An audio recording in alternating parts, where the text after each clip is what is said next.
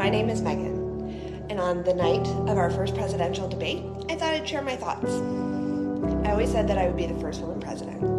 However, I've had just about everyone that I told that to tell me that it would never happen. You want to know why it will never happen? I have no political affiliation. I don't have thousands of dollars to throw at a political campaign. And shh, I have an overabundance of brain cells. But you know what?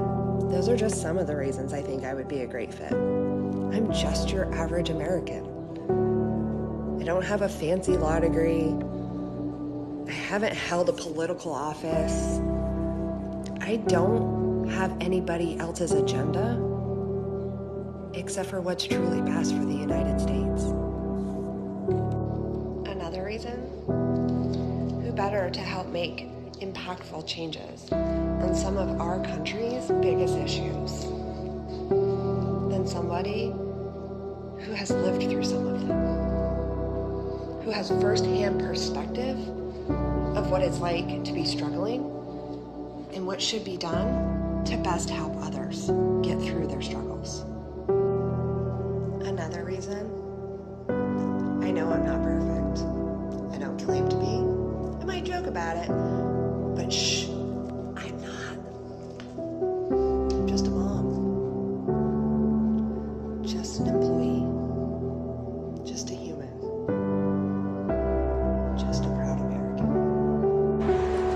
So before I sit here and tell you some of my thoughts on a few of the issues that I think are the most challenging that we're facing right now, I want to urge you with caution. If you continue to watch this video, take what I say and apply it. If you watch the campaign and debate tonight, take the same advice.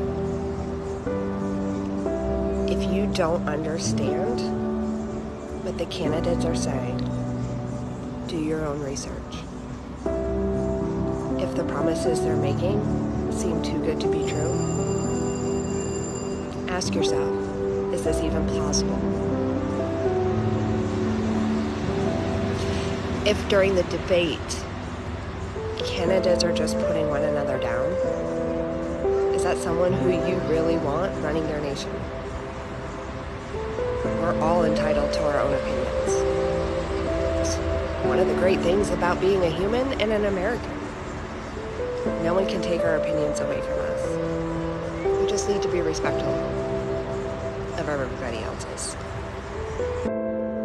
Something that is important to me, and I know it's important to others as well, is our education system.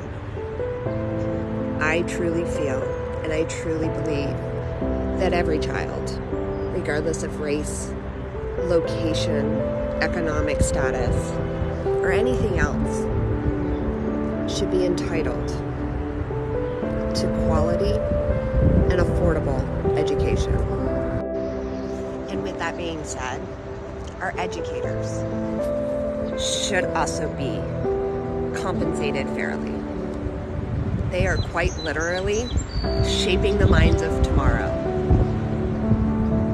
I think a vast majority of Americans would be surprised to know how many of our educators purchase their own school supplies for their classrooms.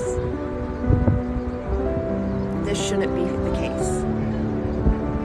We as a nation should make sure that our education system is providing everything it needs to. After all, the future of tomorrow truly starts today. Next up, let's talk mental health. Yep, I said it. There is such a stigma around mental health that it's actually creating more of a problem than a solution. If people felt that they wouldn't be criticized, looked down on, put in a special category for asking for help or saying the words, "I am not okay," they are more apt to get help sooner. What does getting help sooner mean? It means that we have the potential to decrease the amount of suicides, not just for veterans, but for everybody else. We have the potential to reduce the amount of drug overdoses. People will self-medicate to get rid of the pain that they're feeling because it's easier than saying, I am not okay, when there's a stigma. If we are able to provide more resources to those that need mental health support, if we are able to create incentive programs to entice people to go into the mental health field, we have the potential to reduce the amount of casualties that are taken every day by mental health illness, no matter what that looks like. Here's one that's really going to ruffle some feathers. Let's talk guns. I 100% agree that we need to do something about the amount of illegal guns that hit our streets every day. I do not believe that making tougher gun laws is the solution. Because after all, I've never really met a criminal that was all that concerned about how tough the laws are. If they want a gun, they're gonna get one. So instead of stepping on the Second Amendment of the Constitution, let's ramp up enforcement, punishment. Let's make it harder to obtain guns illegally, instead of making it harder to obtain them legally.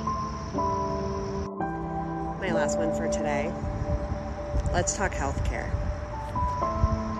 Just like education, I truly believe everyone should be entitled to affordable healthcare.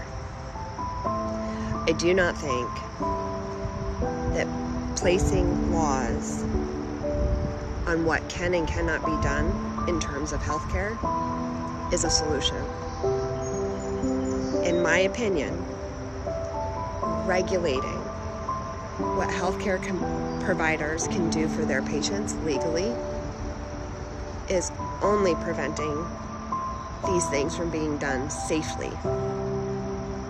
It's not going to stop them from being done. When there's a will, there's a way. People will find a way. But is it the safest? Is it the best option? It goes back to education. Let's educate people so that they can make their own choices. Let's give them the tools so they can make their own choices. Let's not make laws that takes away people's ability to make their own choices based on their own situations. We all have our own beliefs. There's nothing wrong with that. What works for me may not work for someone else, and that's okay. Instead of being judgmental, let's be supportive. Let's not put laws in place that prevent things to be done safely, because we're just creating a bigger problem. Now, I'm fully aware that I will probably never be elected president. But if I am, these are my promises to you. I will do my best. Not perfect, but I will do my best. I will always think of what's best for the nation when making a decision, not what's best for me. We are the great United States of America. Let's continue that. Let's be better tomorrow than we are today. We can do this. We're in this together.